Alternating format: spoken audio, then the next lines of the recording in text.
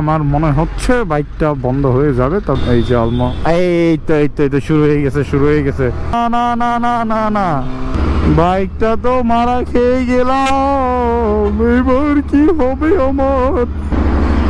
না, আর ঠেলা ছাড়া উপায় নেই, ঠেলতেই হবে। ঠেলে নিয়ে যাও এখন ভাই।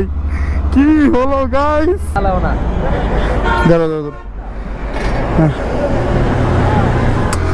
আরে ভাই কি বলবো, কষ্টের কথা। হেলমেট তো কিনেছিলাম দুইটা, আপনারা হয়তো জানেন। একটা হচ্ছে আপনার অরিজিন ডায়নামো কিনছিলাম, তো সেটাতে হইলো কি, মানে আমি কলেজে নিয়ে যাইতাম, সেটা কলেজে সেই হেলমেটটা নিয়ে যেতাম বাইকের সাথে, সেটা পরে যেতাম। তো আমি না এক্সাম দিতে গেছি, তো এখন কি বলবো, কলেজের গ্যারেজে বাইক পার্ক করে গেছি, জাস্ট 3 ঘন্টার এক্সাম, হেলমেট রেখে গেছি। ওমা, নিচে নেমে দেখি হেলমেট নাই, হেলমেট চুরি হয়ে গেছে।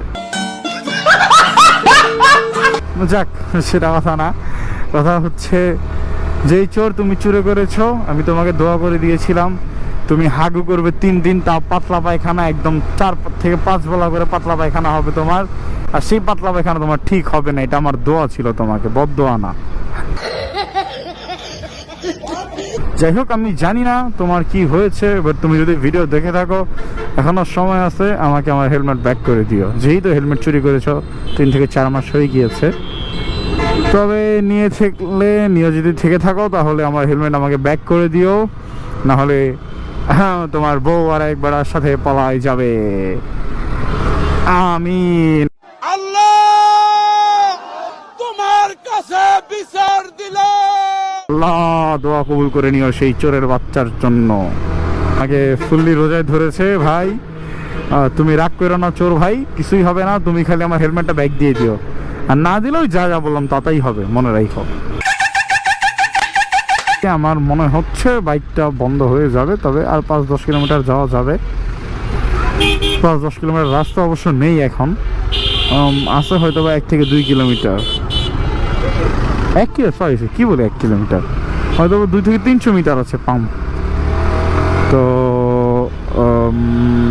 এই যে এই তো শুরু হয়ে গেছে। ঝাঁকুনি মেরে দিয়েছিল। না না না না না না না না না না না না, দেখছেন গাইস, আমার মানে কি বলবো, কি মুখ বলবো এটাকে আমি। আল্লাহ আল্লাহ, না না, আরে ওনার বাবার রাস্তা। আরে বাইকটা ছেড়ে দিচ্ছে রে।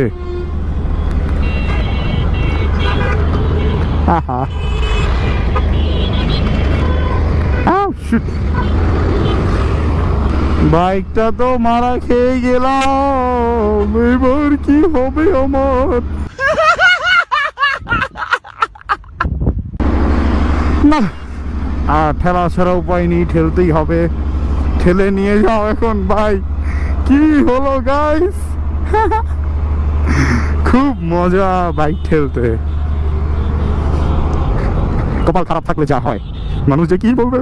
দেখ ভাই, দেখ, আমার মনে হচ্ছে গাইজ বুঝছেন, মানুষ না গাড়ি দিয়ে গাড়ির ভিতরে আমার দিকে তাকায় আছে, বলতেছে সারা মনে হয় বাপের বয়সে একবারই বাইকটা কিনতে পারছে, এরপর হচ্ছে হইলো ওই যে কি বলে ভিক্ষা করে তেল ভরতেছে, 100 টাকা তেল ভরি। কিন্তু আসলে তেমন না, আমি তো আসলে তেল ভরানোর সময়টা পাই নাই রে ভাই।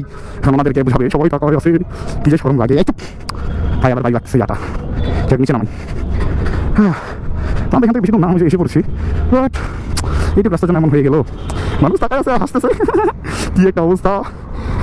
আবার সাথে আমার ক্যামেরা, আমার ক্যামেরা লাগানো, দেখতেছে, ব্লগ করতেছি, আর এত সুন্দর বিউটিফুল একটা বাইক, বাইকে তেল শেষ। যাই হোক, দেখি আমাদের কাছে আসে নাকি।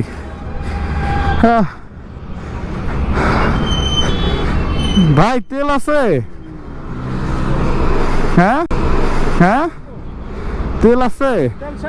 হ্যাঁ হ্যাঁ, কোনে পাম্পটা যাইনি, এমনি ঠিক, যাক বেশি দূর তো নাই। ভাবছি আমাদের থেকে একটা বোতল তেল নেই কি। ও আচ্ছা, ওনাদের কাছে তেল আছে, ওয়েট করি।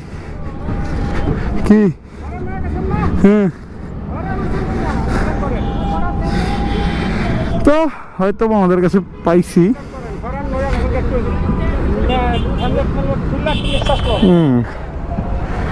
আমাদের কাছে মেবি একটু তেল আছে, দাম বলছি তো সমস্যা নেই। আমার কাছে তেল পাইছি, যাক। ওই যে বলে না, মানুষ মানুষের হেল্পের জন্য। ধন্যবাদ ভাই। বাইরে আলাও না। দাঁড়া দাঁড়া,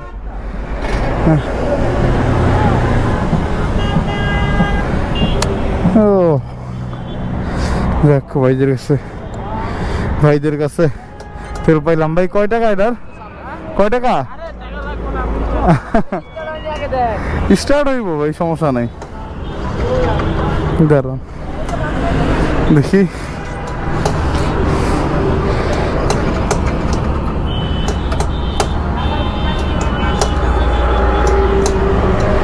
দেখা যাক।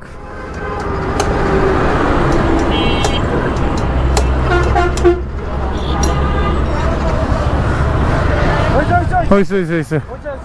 ধন্যবাদ কাকা, ধন্যবাদ ভাই, ধন্যবাদ ধন্যবাদ। যাক।